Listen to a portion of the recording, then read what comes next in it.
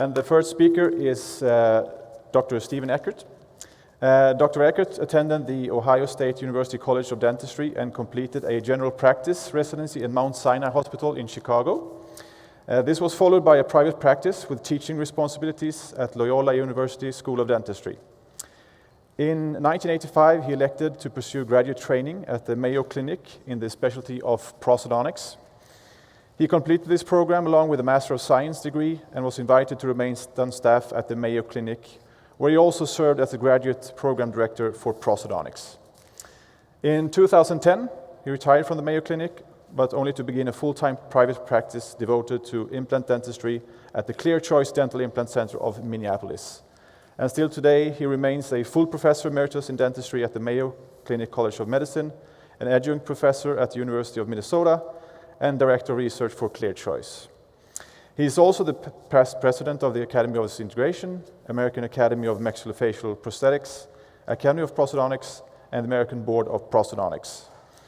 He has written extensively about implant dentistry and other prosthodontic topics, and he's been the editor for 3 scientific journals, and is also currently the editor-in-chief for the International Journal of Oral and Maxillofacial Implants, a position that he has been holding for over a decade.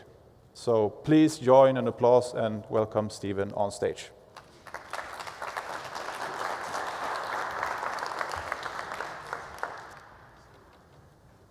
Perfect, thank you. It's always fun when you come to a meeting and your luggage doesn't come with you.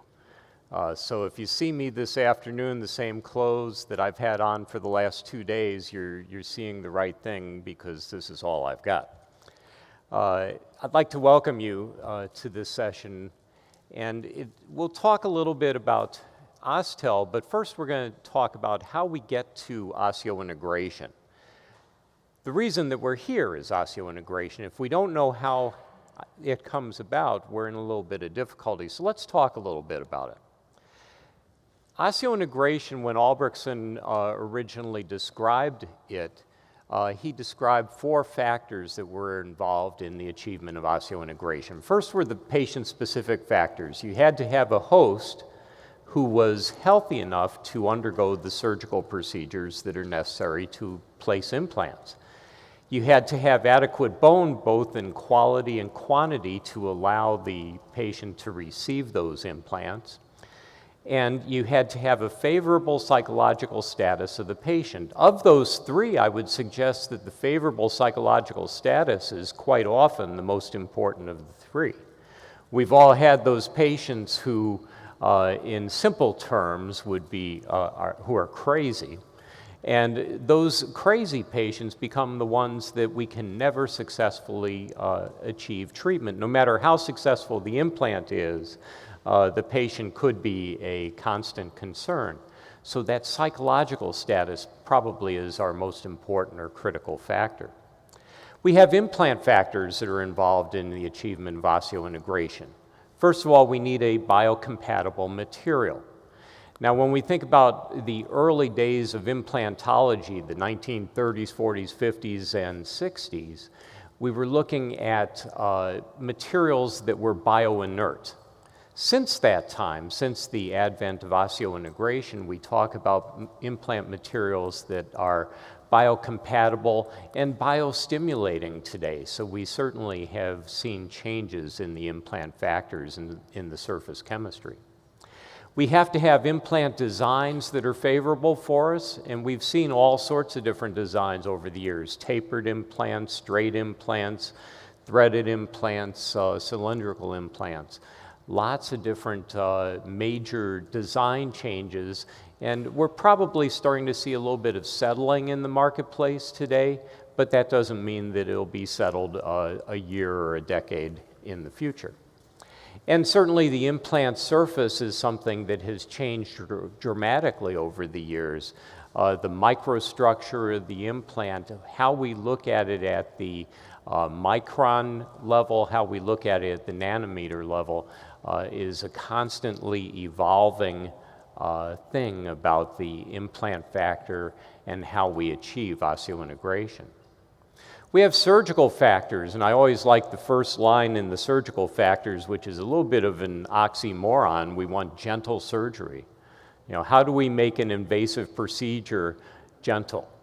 And yet we do know that there are ways to minimize flap elevation, to minimize the amount of bone exposure, to achieve a favorable temperature of the implant in the bone. We certainly can't overheat bone, because when we do that, we can see that the implant would never succeed in an overheated osteotomy site. And surgical closure needs to be done in such a way that, that the implants are protected. The early generation of dental implant treatment, at least as we entered into the osseointegration era, really involved tight surgical closure, watertight surgical closure with submerged implants. Over the years, we've seen that this concept has evolved, and now the use of transmucosal implants and even immediate loading are now part of our daily activities. But it took a while, it took development years to get there. Prosthetic factors are also very critical, and I would say that we've learned over the years that they've become more and more critical to us. Rigid fixation of the dental implants oftentimes achieves what that primary closure and submerging of the implants achieved. And what that achieves is a limitation to the micromotion of the implant within the bony housing. We need to see that implants achieve primary stability, and we often talk about this concept of insertion torque, and we'll get back to insertion torque again because it's a term that we hear, and it's one that we need to understand.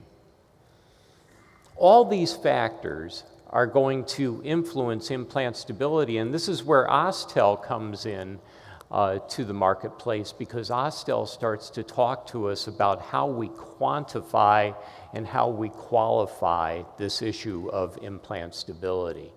It becomes a very critical point in our ability to predict the future, predict whether we can achieve osseointegration, or predict the things that we need to do to make that happen.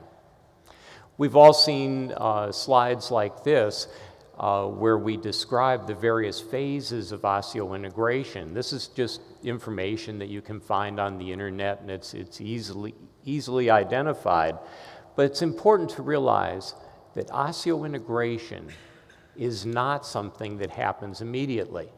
I can't tell you, as editor of the largest circulation implant journal, I can't tell you how frequently we receive submissions where an author states that they inserted an osseointegrated implant. You can't insert an osseointegrated implant unless you do an osteotomy surrounding an implant and transplant it to a different portion of the oral cavity. That's the only way that you can insert an osseointegrated implant. Osseointegration is a biologic process. And as you see on these pictures, the first step in the biologic process is clot formation. The second step in the biologic process is recruitment of pluripotential cells as this organized clot develops, as revascularization occurs. Then it becomes a maturation of that bone to implant contact that eventually occurs, and that's where we start seeing the biologic increase in stability as a secondary event towards osseointegration. We've all seen this sort of diagram, and the interesting part about this diagram is that it has virtually no basis, in fact. It's an artist rendering. We look at these graphs of how you have these nice curves of primary stability, and after you place the implant and it's mechanically stable, we start to see a deterioration in that primary stability. And then that's compensated for by that biologic stability that increases over time. So we have these two curves going in opposite directions, and we think that this is all derived from animal studies, but the reality is that it's derived from extrapolations of animal studies. None of these curves would be this smooth if this is really what we saw. We've used surface chemistry to push everything towards the left. We've pushed the healing of the bone to the implant, and we've shortened that healing time, so that dip between primary and secondary stability becomes less of a dip, so that we start to realize that we're making improvements in shortening the sequence and minimizing the drop in implant stability. When we think about how stability is measured and we think about insertion torque, what I would suggest to you is that if you're going to use insertion torque as a measure of primary stability, then you probably have to use removal torque as a method of confirming how tight the implant is in bone. And if you do removal torque, you're only going to do it once or twice, maybe 3 times, and eventually you're going to be removing the implant with it. Because if you use a counter rotation or an anti-rotation, eventually that's going to unscrew the implant because that macro motion has damaged the implant. If we want to truly look at these curves, these graphs, and to truly identify what we have there, what we need to realize is that we need a non-destructive device to help us do that. Torque controllers won't do that.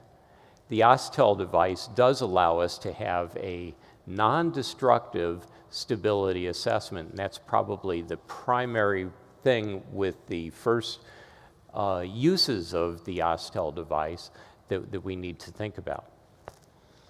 Let's think about insertion torque a little bit more, because I think it's important that we understand this topic. When we talk about insertion torque, we can define it, and in the glossary of oral and maxillofacial implants, we define insertion torque as the rotational force applied to an object, usually a screw, during placement and or tightening. Okay, so that's a pretty good definition, but what do we actually mean? How do we describe that event taking place? And it's tightening of the implant into the osteotomy, using some sort of device to put the implant into the osteotomy and to record how much torque or strength is necessary to get that implant to seat completely. We can control insertion torque because we have electronic devices that help us control insertion torque. We have mechanical devices, and we can put a number on insertion torque. Those are all important things for us, but at the end of the day, when we put all these thoughts together, I would say to you that we need to ask the question, do we really know what it means when we're talking about insertion torque? And I would suggest that we probably understand truly a lot less than we think that we do.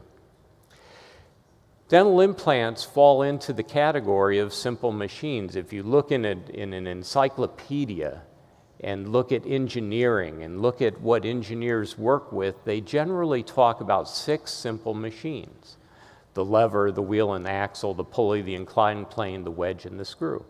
A dental implant is a combination of a screw design, but there's also a taper either at the minor diameter or at the major diameter, and there's usually an inclined plane involved with it. These simple machines basically are what got us here today.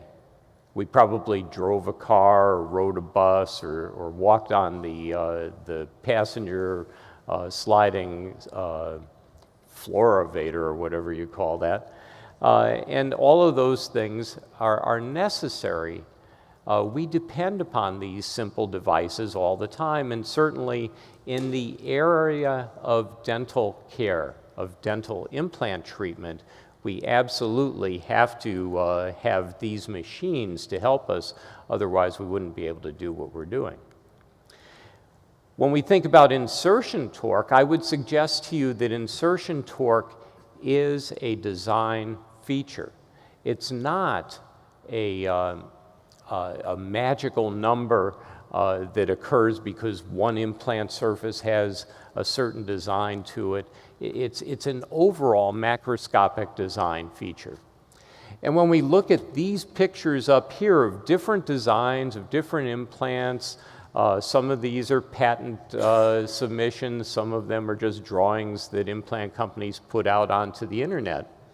But the one that's going to give the highest insertion torque is up on the upper right-hand side. It's the one that has the molar on it and the one that looks like an ice cream cone. That will create a very large insertion torque, but it'll create that, and 1/4 turn too much will eliminate the entire insertion torque from that implant. It becomes what we euphemistically describe as a spinner, an implant that's lost rotational stability. And it's because the design allows very little in terms of variation from the maximum to the minimum in terms of the achievement of that insertion torque. Resonance frequency is a completely different concept. Resonance frequency is not insertion torque, and in fact what we have is this device that is connected to the implant or the abutment that we call a smart peg. And there are a variety of reasons why the peg is smart, but let's say that the main reason is that we can create a very proportional set of numbers associated with the torque values with the stability values associated with the smart peg and the resonance frequency device that allow us to calibrate things very easily and proportionately. The idea is that we place the smart peg into the implant or into the abutment, and then we electromagnetically stimulate that smart peg, and that causes a resonance between the implant, or with the implant and the bone. And that resonance can then be quantified in such a way that the more stiffness there is in the bone, the higher the resonance, and then we apply to that a number that we call the ISQ, the implant stability quotient, which is a number that goes from 0 to 100, and it gives us the ability to look at the relative stiffness of the implant in the bone. There are also ways that that you can change the design of the smart pegs, and it's why you have specific smart pegs for specific implants, and that's so that we keep the number scale consistent from one implant to another. So what's resonance frequency going to do for us in our clinical practice? Well, the first thing that it's going to do is to identify this issue of how stiff the implant is in the jawbone. And it's going to identify that osseointegration itself depends upon this limitation of micromotion. In the old days, we buried the implants so that we didn't have to think about what was happening during the healing phase.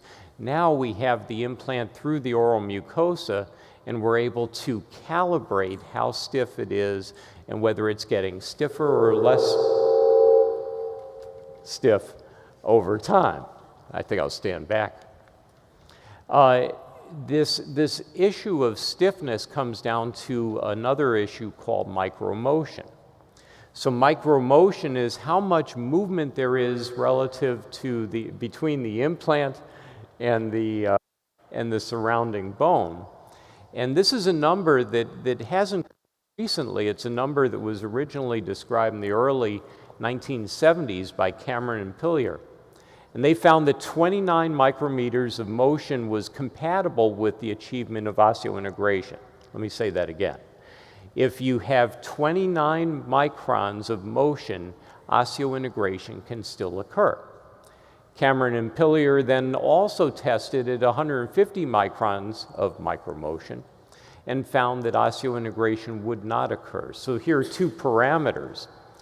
Brunsky has talked about 100 microns of micromotion and feels that that is sort of the threshold. If you stay below 100 microns, osseointegration can be achieved. If you go above, you can bet that it's not going to occur.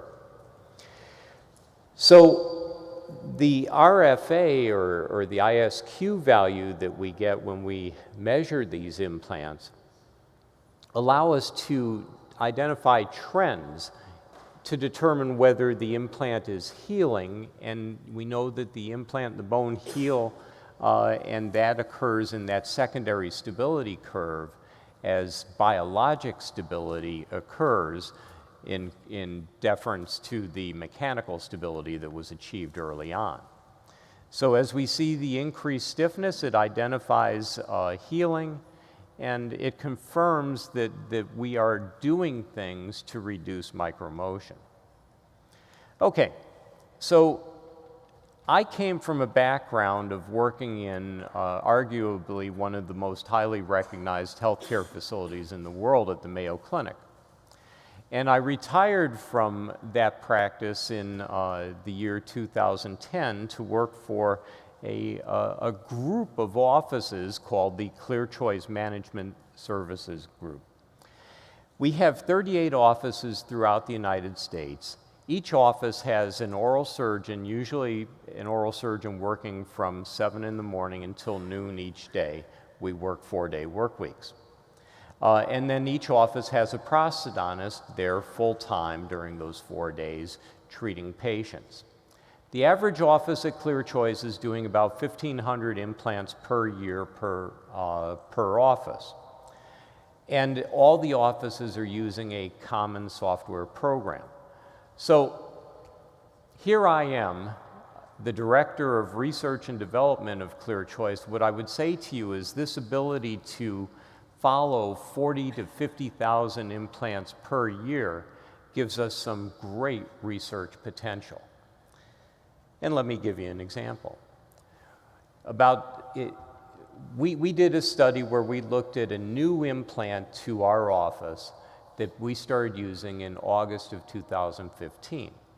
That implant was the bone level taper implant from Straumann.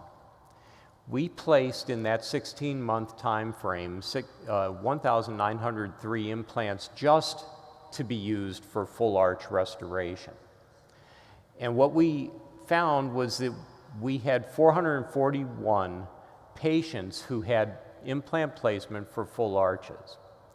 Now, once again, as an editor, it always makes me concerned when I see articles that state that they have certain inclusion and exclusion criteria for the implants in their articles. And so an author will say, well, we allowed X number of insertion torque, and if we didn't see that number, then we wouldn't immediately load those implants. And I see these all the time. What they don't do, however, is tell you how many times they actually were able to follow the protocol. So here, I'm going to tell you that. We started with 441 patients that we planned for immediately loaded full arches, and we immediately loaded 440 out of the 441. The one person that we didn't immediately load had a situation where the surgeon simply felt uneasy loading that implant immediately. So we went on a clinical hunch on the part of that surgeon. There was no correlation in this study between insertion torque, high, lower, or middle, and the achievement of osseointegration. So here we had an implant that was progressing just fine, whether it was going in at 10 Newton centimeters or 40 Newton centimeters. It really didn't matter. And I think the important things to identify why this made a difference was that the prosthesis that you place over the implants is rigidly fixing those implants into place. When we do an ISQ value on the implants using a smart peg that goes through the prosthesis into the abutment, we're able to see that when the prosthesis is in place, we're seeing dramatic increases in ISQ values, 20, 30, 40 units, sometimes more than that, simply because of fixation of the prosthesis to the implants. So we're using the RFA, the resonance frequency analysis, or the ISQ values, to confirm for us what we think we're looking at. So ClearChoice and Osstell have become a nice little partnership for us. Osstell provides us this non-invasive evaluation of implant stability. We can use the Osstell device without running a risk of making the implant come loose. That's a very important factor.